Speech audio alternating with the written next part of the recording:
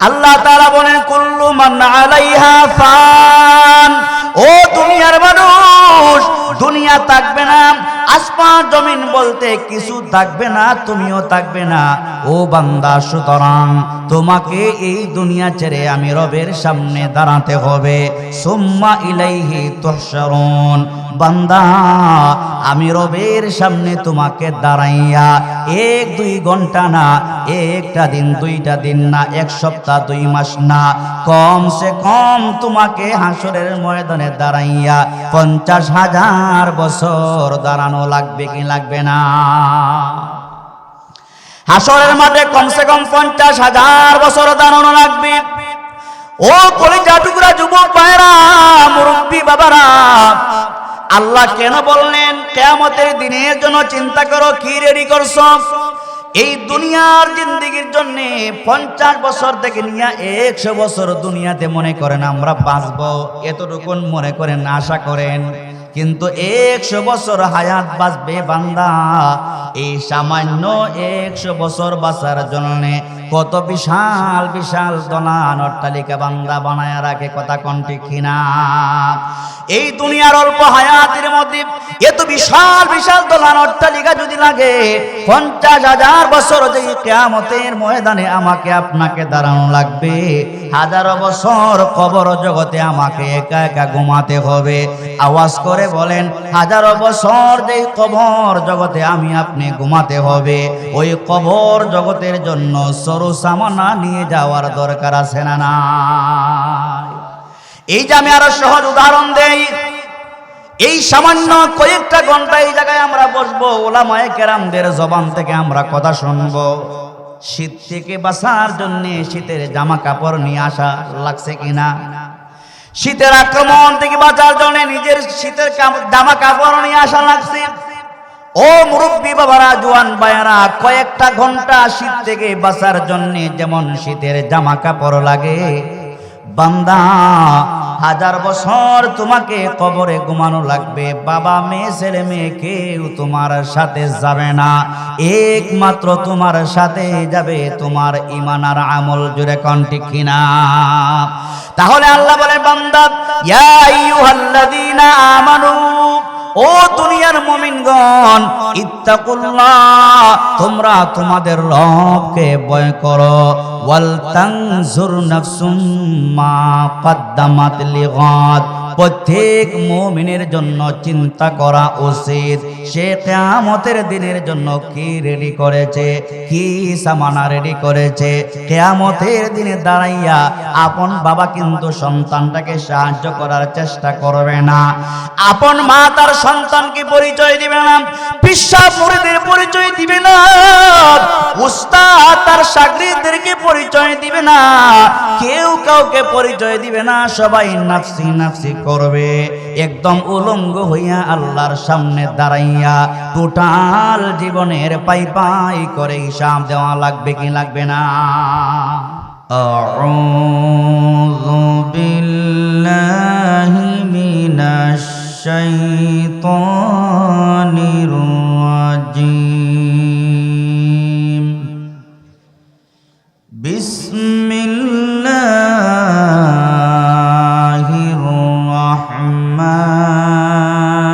রাহমানির রাহিম। ইয়া আইয়ুহাল্লাযীনা আমানুত্তাকুল্লাহ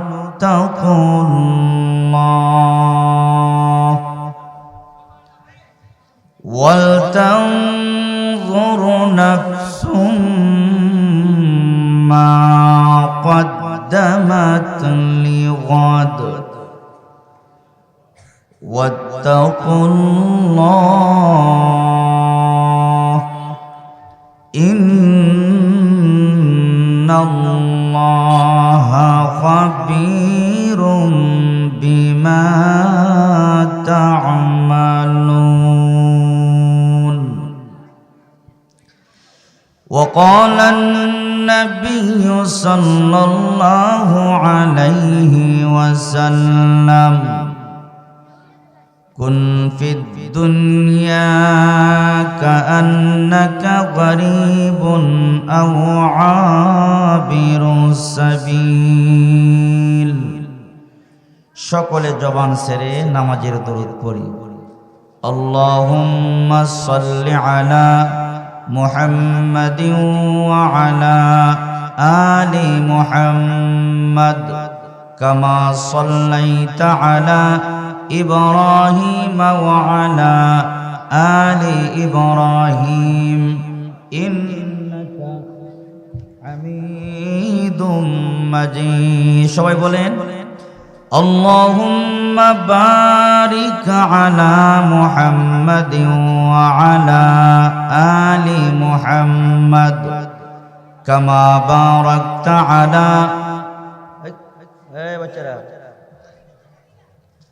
كما باركت على إبراهيم وعلى آل إبراهيم إنك حميد مجيد سبحان الله وبحمده سبحان الله العظيم ربنا تقبل منا إنك أنت السميع العليم وتب علينا يا مولانا إنك أنت التواب الرحيم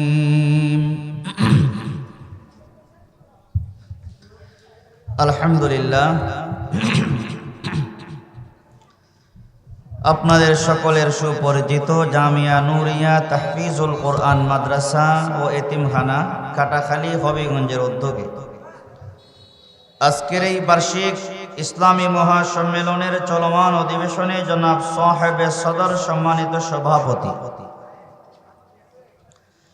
মঞ্চে উপস্থিত রয়েছেন জাতির কর্ণধার হযরত উলামায়ে কেরাম এলাকার গণ্যমান্য মুরব্বিয়ানে ইজাম বিশেষ করে আমার কলিজার টুকরা যুবক ভাইয়েরা মাইকের আওয়াজ যত দূর যায় পর্দার অন্তরালে অবস্থানরত মা এবং বোনেরা সর্বপ্রথম আমরা সে মহান রব্বুল ইজ্জত ওয়াল জালালের দরবারে লাখ কোটি শুকরিয়া জ্ঞাপন করতে যাচ্ছি যে মহান মুনিব আমাদের সকলকে ঐতিহ্যবাহী তাহফিজুল কোরআন মাদ্রাসার বার্ষিক মাহফিলে আসার মতো সুযোগ আল্লাহ করে দিয়েছেন বুজুর্গ উলামায়ে কেরামদের জবান থেকে খুবই গুরুত্বপূর্ণ কথা শোনার মতো তৌফিক আল্লাহ দিয়েছেন এজন্যে সে মহান মুনিবের প্রশংসা করার দরকার আছে না নাই আওয়াজ করে বলেন আছে না নাই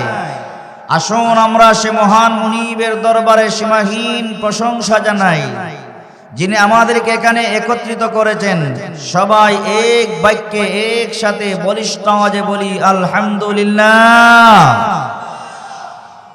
সুখে দুঃখে বিপদে আপদে ইমানদার মুমিনরা সব হালতে প্রশংসা করে কার আল্লাহ পাকের প্রশংসা করে চেয়ারম্যান মেম্বার এমপি মন্ত্রীর প্রশংসা করলে কালবার পাওয়া যায় রাস্তাঘাট এগুলা পাওয়া যায় কুল কায়নাত যে রব্বুল আলামিন সৃষ্টি করেছেন সব হালতে রব্বুল আলামিনের প্রশংসার দ্বারা আল্লাহ পাক তার বান্দা বান্দীকে জান্নাতের মালিক বানায়া দেন আমি আপনাদের সামনে আল্লাহ পাকের কালাম থেকে সূরা হাশর থেকে 19 নম্বর আয়াত তেলাওয়াত করেছি রব্বুল আলামিন যদি আমাকে তৌফিক দান করেন আয়াত এবং হাদিসকে সামনে নিয়েই সংক্ষিপ্ত আলোচনা করব ইনশাআল্লাহ ওমা তৌফিকি ইল্লা বিল্লাহি আলাইহি তাওয়াক্কালতু ওয়া হুয়া হাসবি ওয়া নি'মাল ওয়াকিল আমার আলোচনাটা শুরু করার আগে আমি আপনাদের সকলকে ধন্যবাদ জানাই এজন্যে আপনারা যে শান্ত মনে বসে আছেন এই বসাতে প্রমাণ করে আপনারা উলামায়ে কেরামদের কথা শোনার আগ্রহ আছে কথা ঠিক না বেঠে আপনাদের বসায় প্রমাণ করে আপনাদের দিলে উলামায়ে কেরামদের জবান থেকে কথা শোনার আগ্রহ আছে না নাই মহব্বতে বলেন আছে না নাই আপনাদের সকলের পায়ে ধরে একটা অনুরোধ করব আল্লাহকে ওয়াস্তে, এটা কোরআনের মাহফিল তো একটা সৌন্দর্যতা রক্ষার জন্য সকলকে আমি অনুরোধ করব, আমি আপনাদের জন্য মেহমান, মেহমানকে সম্মান দিলে রব্বুল আলামিন আপনাদের সম্মান বৃদ্ধি করে দিবেন, আপনাদেরকে দামি বানিয়ে দিবেন। এজন্য জোয়ান ভাই যারা আছেন, মুরব্বী বাবাদেরকে বলবো না, জোয়ান ভাই যারা আছেন একটু কষ্ট করে আপনারা সামনে চাপ দিয়ে বসলে পরিবেশটা সুন্দর হবে। আল্লাহ পাক আপনাদেরকে উত্তম বদলা দিবেন ইনশাআল্লাহ। জোয়ান ভাই যারা আছেন একটু কষ্ট করে সামনে আসেন। মাশাআল্লাহ, আপনারা যেমন হবিগঞ্জের মানুষ, আমার বাড়িও কিন্তু হবিগঞ্জেই, আমার দেশের বাড়ি হচ্ছে আজমিরিগঞ্জ উপজেলা, তো তাকি সিলেটে, এই জন্য দেওয়া হয়েছে সিলেট ঠিকানা। যাই হোক, মাশাআল্লাহ মাশাআল্লাহ। এই যে জোয়ান ভাইরা একটু কষ্ট করে সামনে চলে আসো, এই যে জোয়ান ভাইরা মাশাআল্লাহ, অনেক মুরব্বী বাবারাও চলে আসছেন। আল্লাহ পাক আপনাদেরকে এই যে আপনারা আমার কথাটা মানছেন দ্বীনের খাতিরে, মাহফিলের সৌন্দর্যতার খাতিরে আপনারা যে কথাগুলা মানছেন, রব্বুল আলামিনের কাছে দিল খুলে দোয়া করি আল্লাহ পাক আপনাদের সকলের আশা যাওয়াকে, এই বসাকে একমাত্র জান্নাতের বিনিময়ে কবুল করে নিন। সকলে বলুন আমিন। মাদ্রাসা হলো নবীজির বাগান, দ্বীনের মার্কাজ। এই সমস্ত দ্বীনি মার্কাজ মাদ্রাসা যদি না থাকে, আল্লাহর দ্বীন দুনিয়াতে থাকবে না। দ্বীনি মাদ্রাসা না থাকলে, ওয়াজ মাহফিল যদি না থাকে, দাওয়াত ও তাবলীগের কাজ যদি চলমান না থাকে, তাহলে মানুষ শুধু হাতে পায়ে অঙ্গ প্রত্যঙ্গ দেখা যাবে মানুষ, বাস্তবে মানুষ পশুর চাইতে আরো নিকৃষ্ট হবে। বাস্তবে মানুষ পশুর চাইতে আরো কি হবে? পশুর চাইতে আরো নিকৃষ্ট হবে। আল্লাহ কোরআনে বলেছেন যে এমন কিছু মানুষ আমি দুনিয়াতে পাঠাবো যাদের হাত আছে, পা আছে, কান আছে, সব আছে, কিন্তু তারা যদিও রূপে গুণে মানুষ, উলাইকা কাল আনআম বাল হুম আদাল। আল্লাহ বলেন ওরা শুধু চতুষ্পদ প্রাণীর মতো নয়, ওরা চতুষ্পদ প্রাণীর চাইতে আরো নিকৃষ্ট। নাউজুবিল্লাহ বলেন। আমি আস্তে আস্তে সামনে যাচ্ছি। চতুষ্পদ প্রাণীর চাইতে নিকৃষ্ট কেন? মানুষ হওয়ার পরও যারা আল্লাহর গোলামি করে না, রাসূলের সুন্নাহ মানে না, তারা হলো মানুষ হলেও চতুষ্পদ প্রাণীর চাইতে আরো নিকৃষ্ট।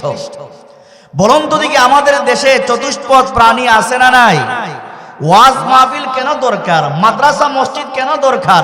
দাওয়াত ও তাবলীগের কাজ কেন দরকার? হক্কানি বুজুর্গ উলামায়ে কেরামদের সোহবতে থাকা কেন দরকার? দেখেন, এই সমস্ত ওয়াজ মাহফিল না হলে দ্বীনি কথা, সহি কথাগুলো আমরা পাবো না। আস্তে আস্তে আমরা দ্বীন থেকে সরে যাব। দ্বীন থেকে সরে গেলে মানুষ গুনার কাজে দাবিত হয়ে যায়।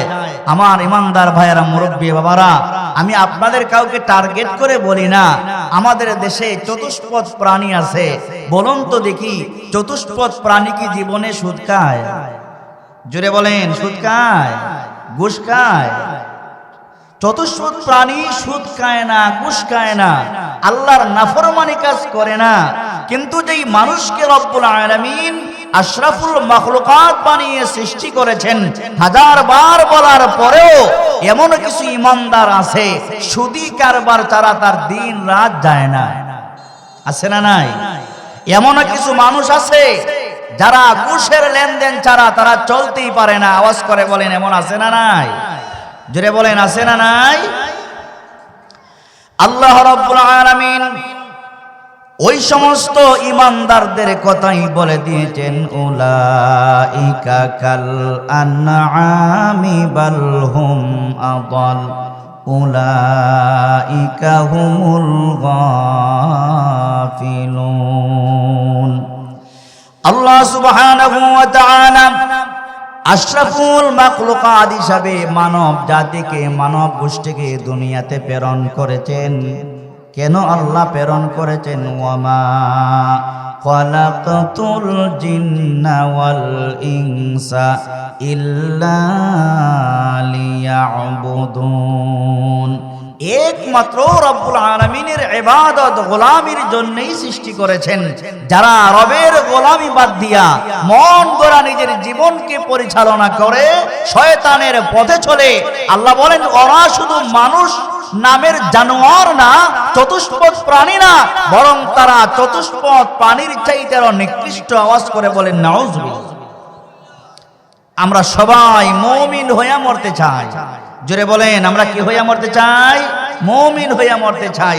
আমি আপনাদের সামনে একটি আয়াত তেলাওয়াত করেছি, ওই আয়াত থেকে সামান্য কিছু আলোচনা করার চেষ্টা করব ইনশাআল্লাহ।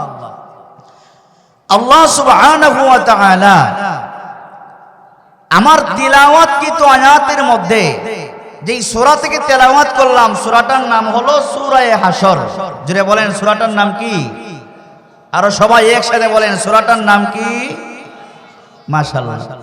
এই সূরা হাসরের শেষে 3টি আয়াত আছে, আসেনি না নাই? ওয়াল্লাহুল্লাযী লা ইলাহা ইল্লাহু আলিমুল গায়বি থেকে নিয়ে ওয়া হুয়াল আজিজুল হাকীম পর্যন্ত এখানে 3টি আয়াতে কারিমা আছে।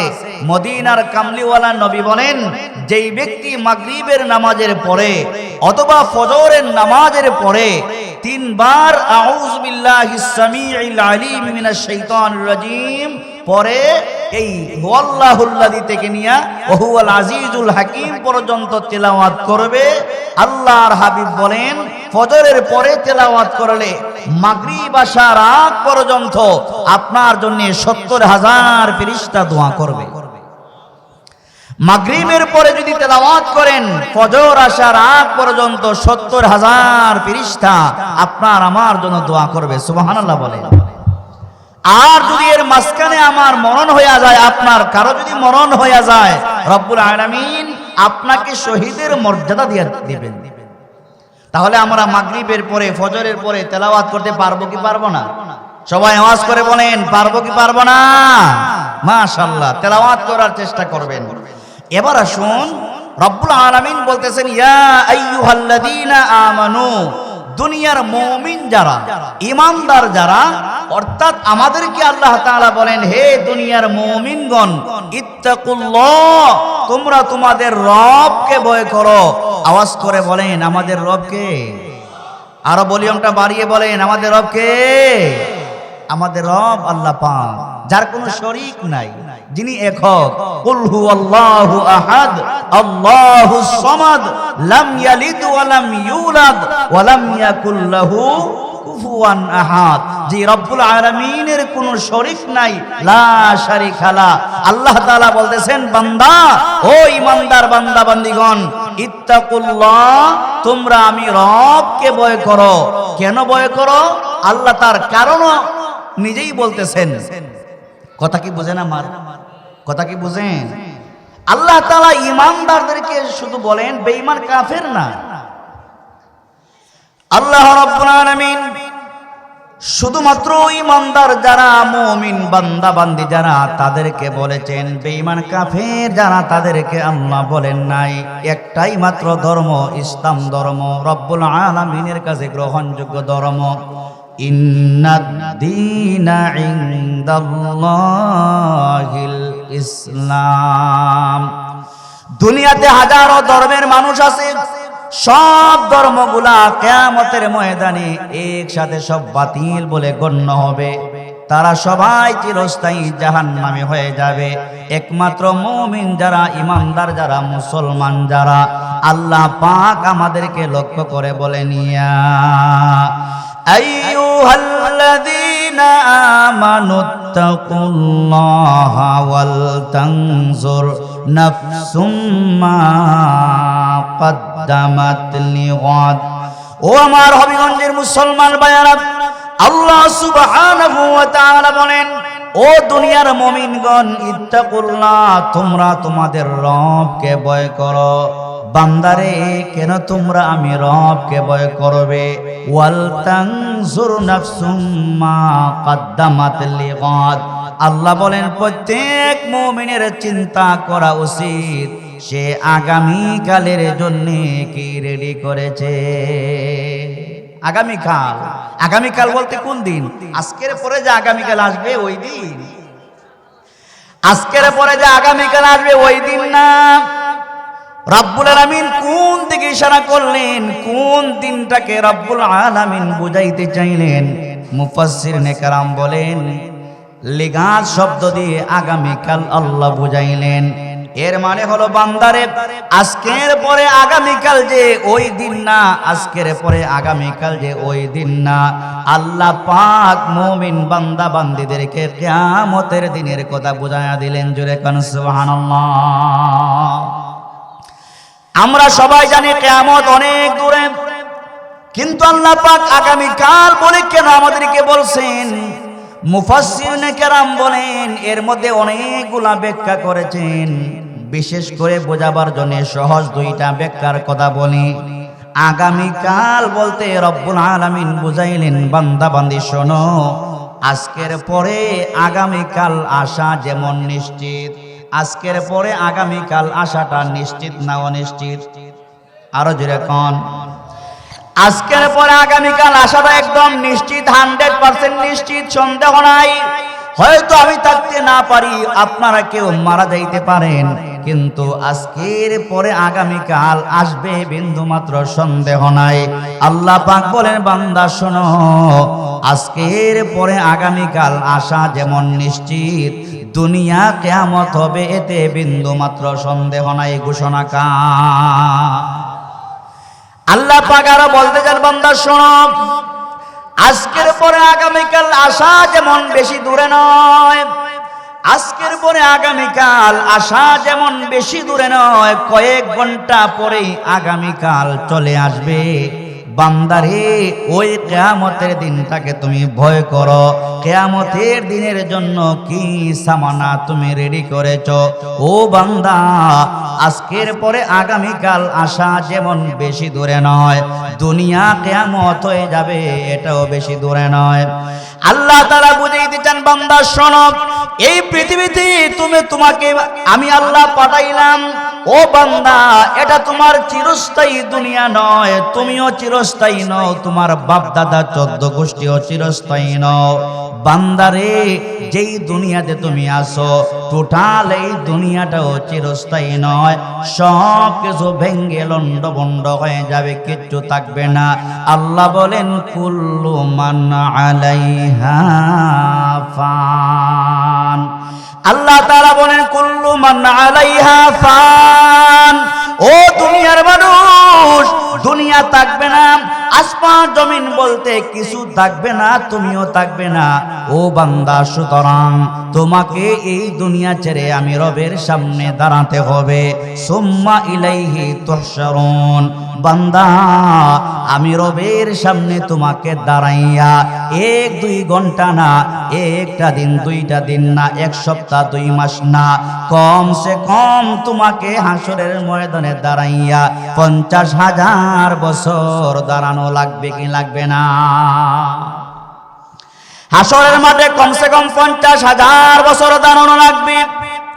ও কলিজা টুকরা যুবক ভাইরা, মুরব্বী বাবারা, আল্লাহ কেন বললেন কিয়ামতের দিনের জন্য চিন্তা করো? কি রেডি করছো? এই দুনিয়ার জিন্দেগির জন্য 50 বছর থেকে নিয়ে 100 বছর দুনিয়াতে মনে করেন আমরা বাঁচবো, এতটুকুন মনে করেন, আশা করেন, কিন্তু 100 বছর হায়াত বাঁচবে বান্দা। এই সামান্য 100 বছর বাঁচার জন্য কত বিশাল বিশাল দলান অট্টালিকা বান্দা বানায় রাখে, কথা কোন ঠিক কিনা? এই দুনিয়ার অল্প হায়াতের মধ্যে এত বিশাল বিশাল দলান অট্টালিকা যদি লাগে, 50,000 বছর যে কিয়ামতের ময়দানে আমাকে আপনাকে দাঁড়ানো লাগবে, 1000 বছর কবর জগতে আমাকে একা একা ঘুমাতে হবে। আওয়াজ করে বলেন, 1000 বছর যে কবর জগতে আমি আপনি ঘুমাতে হবে, ওই কবর জগতের জন্য সরু সামানা নিয়ে যাওয়ার দরকার আছে না নাই? আসেনি?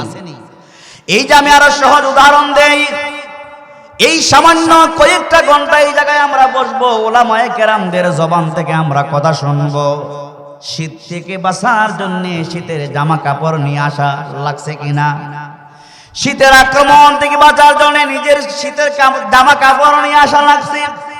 ও মুরব্বী বাবারা, জোয়ান ভাইয়ারা, কয়েকটা ঘন্টা শীত থেকে বাঁচার জন্য যেমন শীতের জামা কাপড় লাগে, বান্দা 1000 বছর তোমাকে কবরে ঘুমানো লাগবে, বাবা মেয়ে ছেলে মেয়ে কেউ তোমার সাথে যাবে না, একমাত্র তোমার সাথে যাবে তোমার ঈমান আর আমল। জোরে কোন ঠিক কিনা?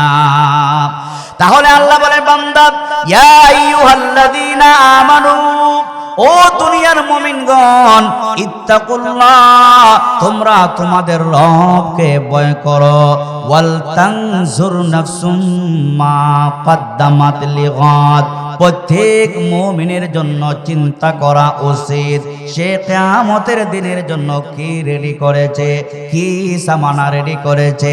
কিয়ামতের দিনে দাঁড়াইয়া আপন বাবা কিন্তু সন্তানটাকে সাহায্য করার চেষ্টা করবে না, আপন মা তার সন্তানকে পরিচয় দিবে না, বিশ্বাস মুরিদের পরিচয় দিবে না, উস্তাদ তার শাগিরদেরকে পরিচয় দিবে না, কেউ কাউকে পরিচয় দিবে না, সবাই নাফসি নাফসি করবে।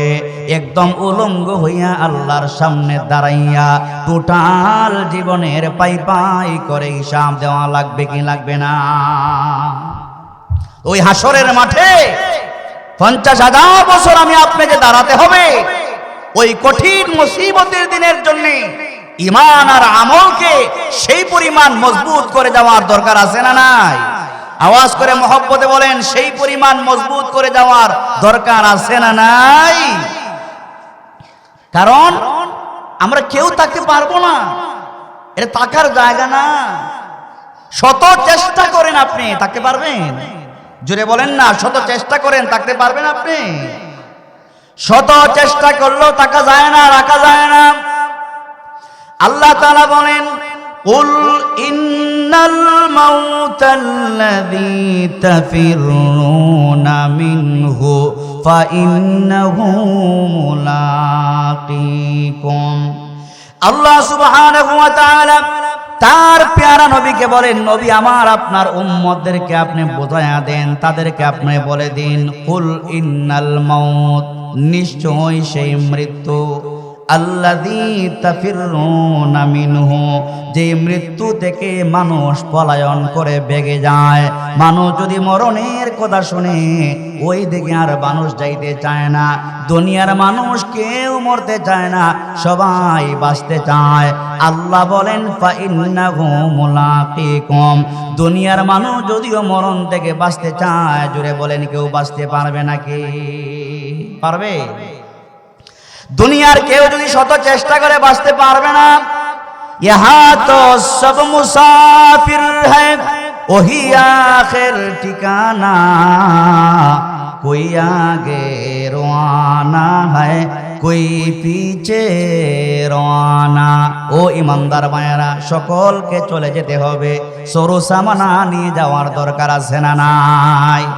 আল্লাহর হাবিব বলেন, প্রতিটা বান্দা যখন মারা যায়, মারা যাবার সাথে সাথে তার সব আমলগুলা বন্ধ হয়ে যায়, দুনিয়ার কর্মকাণ্ড সব বন্ধ হয়ে যায়, নামাজ রোজা তাসবিহ তাহলিল যা আছে সব বান্দার বন্ধ হয়ে যায়।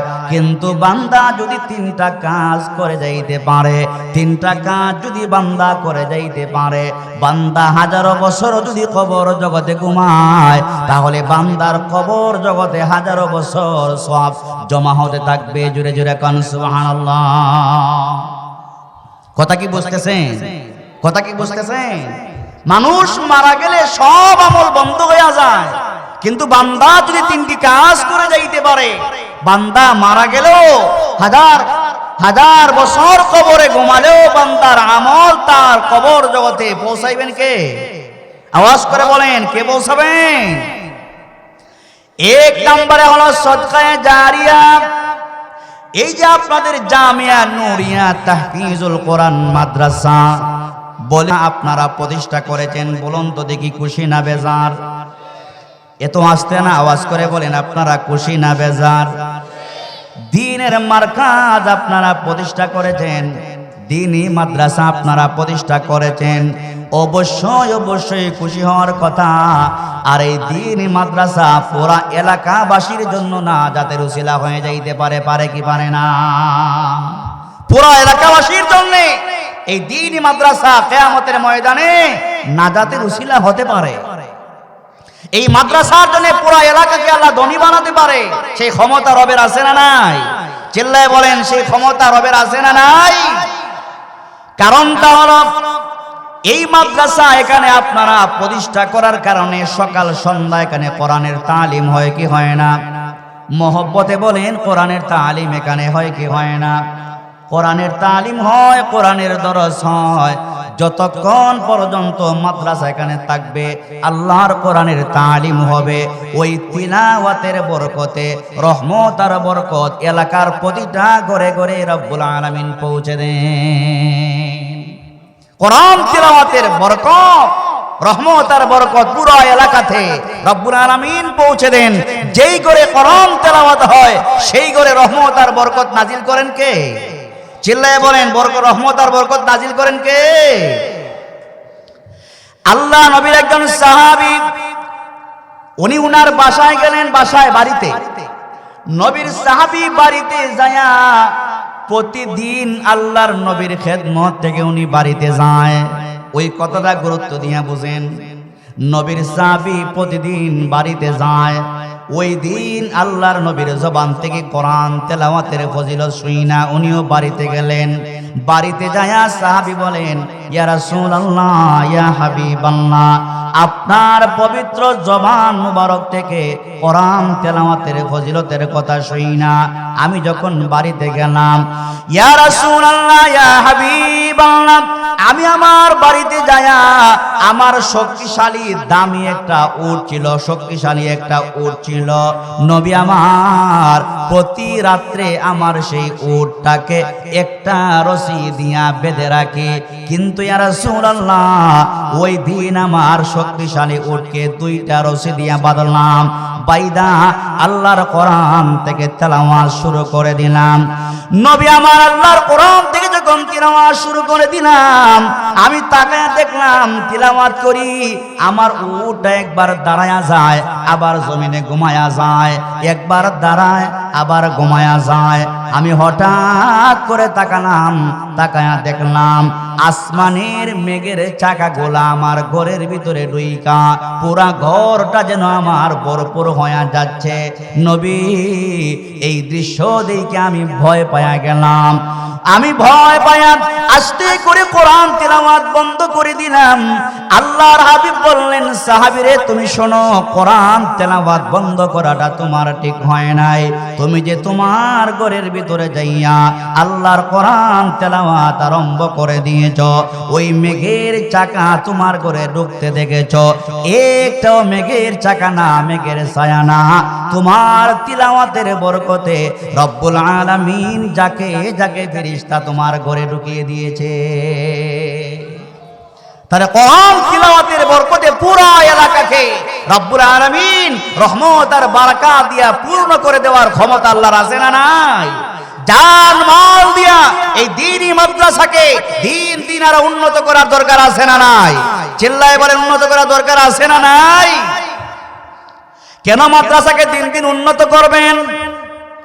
ও মুরব্বী বাবারা, জওয়ান বাবারা, দুইটা পায়ে ধরে কথাগুলা বলি, মনোযোগ দিয়ে শুনেন।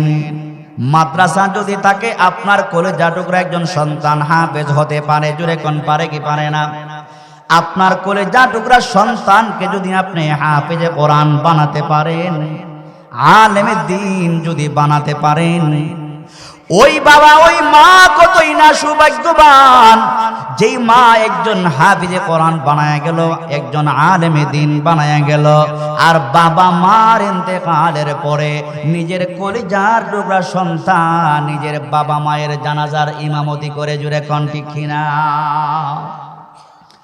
একজন সন্তান যদি বাবার জানাজার ইমামতি করে, একজন সন্তান যদি মায়ের জানাজার ইমামতি করে, ওই ইমামতির নামাজ সন্তান যখন বলবে, আল্লাহুম্মা গফির লি হাইয়িনা ওয়া মাইয়িতিনা ওয়া শাহিদিনা ওয়া গায়িবিনা, সন্তান তার কলিজার ভিতর থেকে দোয়াগুলা বারবার যখন বলবে, ওই সন্তানের জানাজার ইমামতিটা এত দামি হবে, বাইজিদ বুস্তামির চাইতেও দামি হবে, বড় পীর আব্দুল কাদের জিলানীর চাইতো দামি হবে, এমন কি বাইতুল্লাহর ইমামের চাইতো রবের কাছে সন্তানের জানাজার দাম অনেক বেশি। জুড়ে কোন ঠিক কিনা?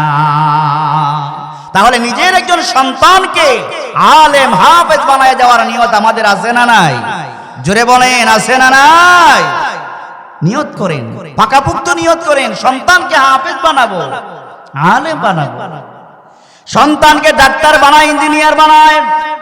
বাবা বুক ফুলিয়ে বলে সন্তান আমার ইঞ্জিনিয়ার, সন্তান আমার এসপি, ডিসি, মন্ত্রী।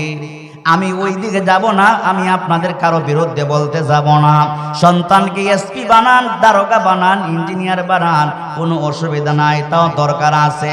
কিন্তু সন্তানকে যত ডিগ্রি আপনি শিখান না কেন, সব ডিগ্রির মধ্যে জানাজাটা যেন পড়ায়া যাইতে পারে, সেই ডিগ্রিও শিক্ষা দেওয়ার দরকার আছে না নাই? আছে না নাই? যদি ধর্মীয় জ্ঞান আপনার সন্তানকে না শিখান, তাহলে নিজের সন্তানেই নিজের মাকে কাইটা টুকরা টুকরা করে ফ্রিজে ঢুকাইয়া রাখবে। এমন ঘটনা বাংলাদেশে আছে না নাই? নিজের সন্তান 200 টাকার জন্য নিজের মাকে কাইটা ফ্রিজে ঢুকাইয়া রাখে। নাউযুবিল্লাহি মিন যালিক। তো শুন, আল্লাহ পাক বলতেছেন, বান্দা বান্দি শোনো, আমি রব্বুল আলামিনকে ভয় করো। ওয়াল তানজুর নাফসুম মা কদ্দামাত লিগাদ। আগামী কালের জন্য চিন্তা করা উচিত তোমাদের, যে কি রেডি করেছো আগামী কাল। বলতো কিয়ামতের দিনের কথা রব্বুল আলামিন বলতেছেন, বান্দারে দুনিয়া থাকবে না, তোমরা কেউ থাকবে না। মাঝে মধ্যে ভূমিকম্প হয় কি হয় না? জুড়ে বলেন, মাঝে মধ্যে ভূমিকম্প হয় কি হয় না? ভূমিকম্প হয়। আল্লাহ পাক বারবার আমাদেরকে সিগন্যাল দিচ্ছেন, বান্দা সতর্ক হয়ে যাও। এই যে ভূমিকম্প হয়, দুনিয়া যেদিন কিয়ামত হয়ে যাবে, এই ভূমিকম্প না এর চেয়ে হাজারো কোটি গুণে বেশি ভয়ানক অবস্থা ধরবে, রূপ ধারণ করবে। ঘোষণা কি মোল্লার না আল্লাহ? জুড়ে বলেন, যেদিন দুনিয়া কিয়ামত হয়ে যাবে, আল্লাহ সুবহানাহু ওয়া তাআলা সূরা হজের মধ্যে বলেন, ইয়া আইয়ুহান নাসুত্তাকু রাব্বাকুম ইন্না জালজালাতাস সাআতি শাইউন আযীম। তো আমার ইমানদার ভাইরা, আসুন আমরা একটু সামনে যাই। আল্লাহ সুবহানাহু ওয়া তাআলা এই আয়াতের মধ্যে বারবার বলতেছেন, বান্দা তোমরা তোমাদের রবকে ভয় করো, তাকওয়া অবলম্বন করো। তাকওয়া মানে হলো আল্লাহ পাকের ভয়। বান্দা যেখানে যাইবা সেখানে রবের ভয় করবা। বান্দার ভিতরে যদি রবের ভয় থাকে, আল্লাহ পাকের ভয় যদি থাকে, বান্দার ভিতরে রেভের ভয় না, পুলিশের ভয় না। কারণ পুলিশে আইন করে কিচ্ছু করতে পারে না, রেব আইন করে কিছু করতে পারে না, সরকার আইন করে বান্দার কিছু করতে পারবে না। বান্দার ভিতরে যতক্ষণ পর্যন্ত তার রবের ভয় না ঢুকবে, জুড়ে কোন ঠিক কিনা? রবের ভয় যতক্ষণ পর্যন্ত বান্দার ভিতরে না ঢুকবে, ততক্ষণ পর্যন্ত বান্দা ভালো কাজ করতে পারে না, মন্দ কাজ থেকে বান্দা ফিরে আসতে পারে না। আওয়াজ করে বলেন ঠিক কিনা? তাহলে আমাদের ভিতরে ভয় ঢুকাবো কার? চিল্লায় বলেন, আমাদের ভিতরে ভয় ঢুকাতে হবে কার? যদি আমাদের ভিতরে রবের ভয় ঢুকাতে পারি, আওয়াজ করে বলেন, সুদ খাওয়া যাবে, ঘুষ খাওয়া যাবে, চুরি করা যাবে, জিনা ব্যভিচার করা যাবে না, অন্যের জায়গা জুড়ে দখল করা যাবে না। অন্যের জায়গা জুড়ে দখল করে এমন মানুষ আছে না নাই? ক্ষেতের জমিনের আইল টেলতে টেলতে তিনাত ভিতরে ঢুকায়া দেয়, তারপর মনে মনে ধারণা করে আরো মনে হয় 2 হাত পাই। আছে না নাই? জুড়ে বলেন, আছে না নাই? আছে। বান্দার ভিতরে রবের ভয় নাই। রবের ভয় যদি থাকতো, 1 পয়সা কারো সে আত্মসাৎ করার তার কি ছিল না। 1 পয়সা তার মানুষের আত্মসাৎ করবে তার সাহসই হতো না। কারণ 1 পয়সা আমি আত্মসাৎ করে আমি তো রবের সামনে আমাকে দাঁড়াতে হবে। এই 1 পয়সা আত্মসাতের কারণে আমি আসামি হইয়া দাঁড়াতে হবে, জবাব দিতে হবে। জোরে কোন ঠিক কিনা? রাসূল পাক সাল্লাল্লাহু আলাইহি ওয়াসাল্লাম সাহাবায়ে কেরামদেরকে নিয়ে ওয়াজ করতেছেন। ওয়াজ কষ্ট লাগতেছে আপনাদের? ওয়াজ করতেছেন। শুধু আমরাই যে ওয়াজ করি বিষয়টা এমন নয়। আল্লাহ পাক নিজেও ওয়াজ করেছেন, সব নবী রাসূলগণ ওয়াজ করেছেন, আল্লাহর হাবিব সাহাবায়ে কেরামদেরকে নিয়ে ওয়াজ করতেছেন। কি ওয়াজ? আল্লাহর হাবিব সাহাবায়ে কেরামদেরকে জিজ্ঞেস করলেন, সাহাবীরা আতাদরুনা মাল মুফলিস, তোমাদের মধ্যে কাকে গরিব মনে করো, কাকে সবচাইতে গরিব মনে করো? গরিব। একজন সাহাবী দাঁড়ায় বলেন, ইয়া রাসূলুল্লাহ, যার বাড়ি নাই, ঘর নাই, টাকা পয়সা নাই, ওই ব্যক্তি তো সবচাইতে গরিব। আমরাও তো এই কথা বলি। বলে মেয়ে বিবাহ দিব, সন্তান নাই, দামানদের জামার কি নাই, বাড়ি ঘর নাই, ভালো দোলান অট্টালিকা নাই, সায় সম্পদ কিচ্ছু নাই, এই গরিব বেচারার কাছে বিয়ে দেওয়া যাবে না, এমন কথা মানুষ বলে কি বলে না? যার কাছে মেয়ে বিবাহ দিবে, যেই স্বামীর কাছে মেয়ে বিবাহ দিবে অথবা বিবাহ করাবে, বান্দা তার ভিতরে নামাজ আছে কিনা, আল্লাহর ভয় আছে কিনা, রাসূলের সুন্নাহ আছে কিনা, এগুলার তালাশ করার দরকার পড়ে না। জোরে কোন ঠিক কিনা? এগুলার তালাশ করার দরকার পড়ে না। তো আল্লাহর হাবিব বললেন, আতাদরুনা মাল মুফলিস, সাহাবীরা বলো কে সবচাইতে গরিব? সাহাবী বললেন, ইয়া রাসূলুল্লাহ, যার বাড়ি নাই, ঘর নাই, টাকা নাই, পয়সা নাই, ওই ব্যক্তি সবচাইতে গরিব। আল্লাহর নবী বললেন, সাহাবী, ওই ব্যক্তি সবচাইতে গরিব হতে পারে না। গরিব হলো ওই ব্যক্তি, সবচাইতে গরিব হলো ওই ব্যক্তি যার নামাজও আছে, রোজাও আছে, হজের সওয়াব আছে, যাকাতের সওয়াব আছে, সব সওয়াব বান্দার আমলনামায় আছে, কিন্তু হজও করেছে, মানুষের জায়গা দখল করেছে, নামাজও পড়েছে, মানুষের হক নষ্ট করেছে। বান্দা নামাজও পড়েছে, সন্তানের হক নষ্ট করেছে, বান্দা হজ করেছে, মেয়ের হক নষ্ট করেছে। হাজারো বাবা সমাজে এমন আছে, নিজের ছেলেদেরকে সম্পদ সব দিয়া দেয়, নিজের মেয়েটাকে মাথায় হাত বোলায়া শুধু দোয়া দিয়া দেয়, এমন আছে না নাই? আছে না নাই? ছেলেকে এত মহব্বত করে সব সম্পদ ছেলেকে দিয়া দেয়, মেয়ের জন্য শুধু দোয়া দেয়। এই দোয়া কি আপনাকে সারা যাবে হাসরের মাঠে? এই দোয়া দিয়েই কিন্তু বাবা সার পাবে না। পাই পাই করে সন্তানদের, ছেলে এবং মেয়েদের যে পাওনা, এগুলা পাওনা আদায় করার দরকার আছে না নাই? জোরে বলেন, আছে না নাই?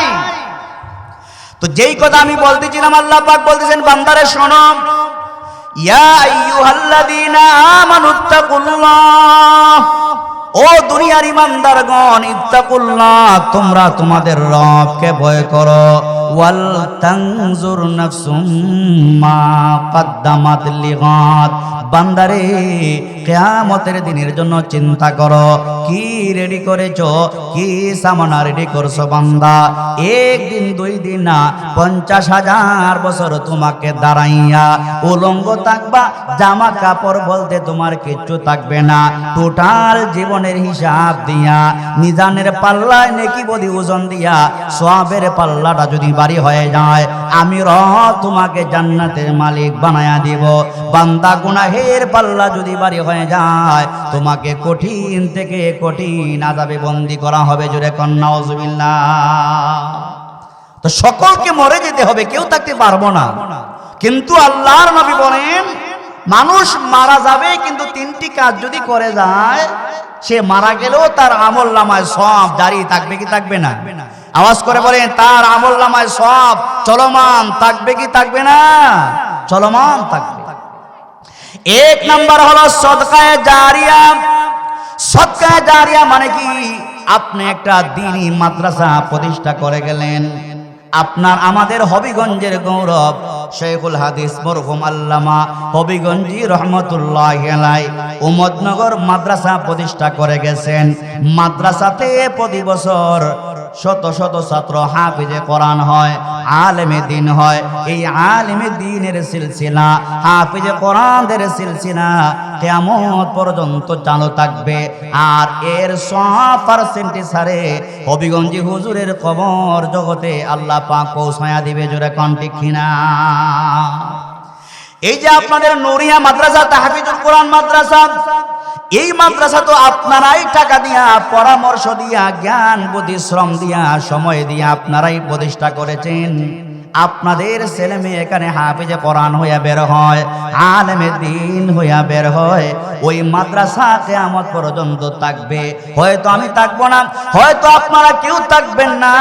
1000 টাকা দিয়া সাহায্য করে গেলেন, 10টা ফ্যান দিয়া গেলেন, একটা জমি মাদ্রাসায় দিয়া গেলেন, একটা জমি মসজিদে দিয়া গেলেন, মাদ্রাসার জন্য দিয়া গেলেন। আপনি না থাকলেও আমি হুজুরের কথা না, আল্লাহর নবী বলেছেন উম্মত তুমি দুনিয়াতে না থাকলেও এই যে মাদ্রাসায় তুমি জমি দিয়া গেলা, 10টা ফ্যান দিয়া গেলা, 10,000 টাকা মাদ্রাসায় দিয়া গেলা, বান্দারে তুমি মারা গেলেও তোমার কবর জগতে কিয়ামত পর্যন্ত সওয়াব যাইতে থাকবে। জোরে কোন সুবহানাল্লাহ। সামান্য একটু উদাহরণ দেই, তারপরে আমি একটু সামনে অগ্রসর হব। কষ্ট হয় না তো আপনাদের? জোরে বলেন, কষ্ট হয় আপনাদের? আল্লাহর নবী বলেন মানুষ যখন মারা যায়, মানুষ যখন মারা যায়, মারা যাবার পরে জানাজা পরে আমরা কবরে দাফন করি, করি কি করি না? কথা বলেন না। জানাজা পরে আমরা মানুষকে কবরে দাফন করি কি করি না? আল্লাহর হাবিব বলেন মানুষ মারা যাবার পরে জানাজা পরে কবরে দাফন করা হয়। বান্দা যদি ইমানদার হয়, বান্দাকে কবরে দাফন করার পরে মুনকার নাকির নামে ফেরেশতা 2 জন আসে কি আসে না?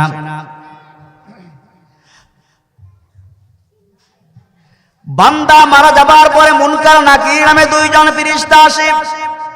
ও মুরব্বী বাবারা, জওয়ান ভাইরা, পায়ে ধরে বলি দিলটা লাগায়া কথাগুলা শুনেন, মনোযোগ দিয়ে শুনেন। মদিনার কামলিওয়ালা নবী বলেন মানুষকে দাফন করার পরে একই নামে 2 জন ফেরেশতা কবরে আসে।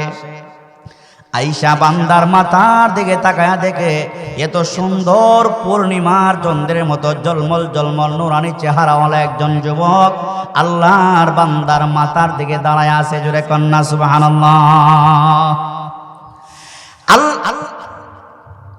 আল্লাহর বান্দার মাথার দিকে দাঁড়ায় থাকে।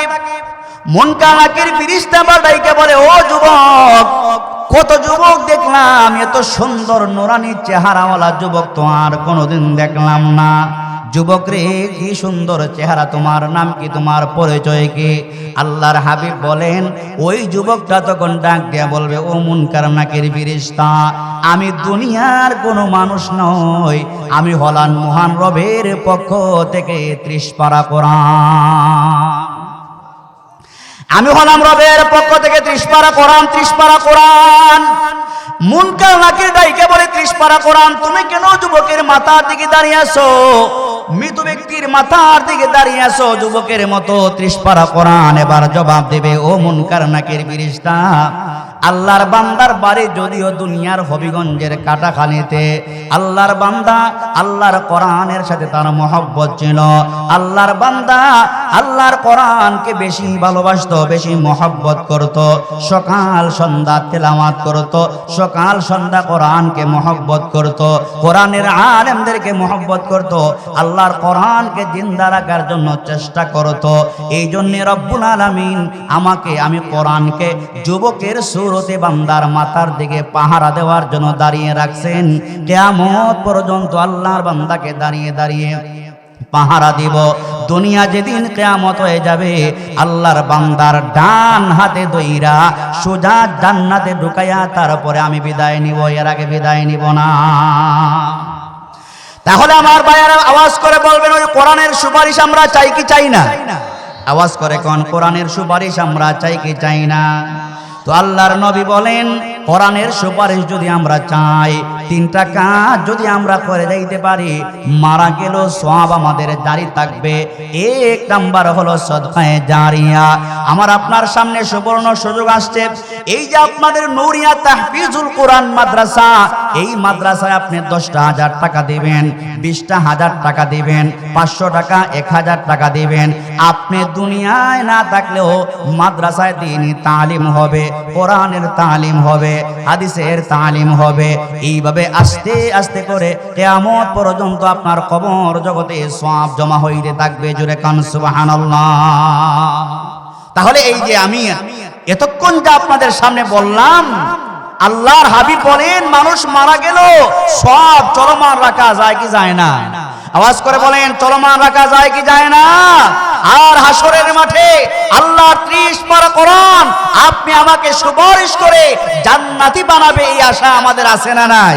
কোরআনকে আমরা সবাই মহব্বত করি কি করি না?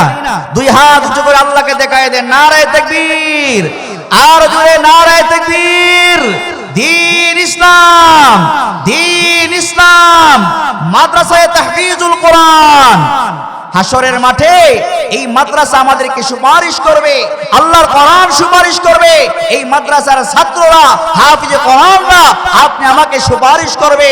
যদি আমরা চাই, আমি মুসাফির হিসাবে আপনাদের কাছে আমি আবেদন করব।